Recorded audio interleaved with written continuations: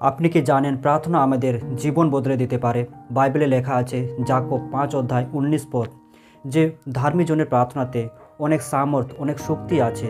যখন আমরা প্রার্থনা করি, যখন আমরা প্রার্থনাতে যাই, তখন শুধু আমরা একা নয়, আমাদের সঙ্গে স্বয়ং ঈশ্বর আমাদের সঙ্গে থাকেন এবং ঈশ্বর আমাদের প্রার্থনা শুনেন। যখন আমরা ভেঙে যাই, যখন আমরা পরিস্থিতি দেখে, আমাদের পরিস্থিতি অবস্থা দেখে যখন আমরা ভেঙে যাই, প্রার্থনায় ওই শক্তি আমাদের যোগায়, প্রার্থনায় আমাদের সবল করে, প্রার্থনায় আমাদের মজবুত রাখে।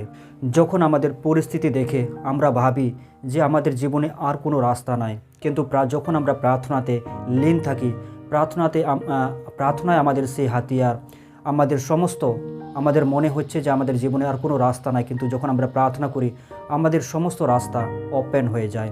হালেলুয়া।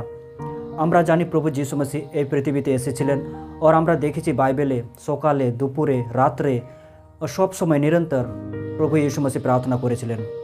আর তাহলে ভাবুন তো আমাদেরকে কত বেশি আমাদেরকে প্রার্থনা করতে হবে। তো আজকে আপনি নির্ণয় করুন, আজকে আপনি সিদ্ধান্ত নেন, আপনি প্রার্থনা করবেন। আর প্রার্থনা আমাদের আপনি ভয় করবেন না, আপনি প্রার্থনা করুন।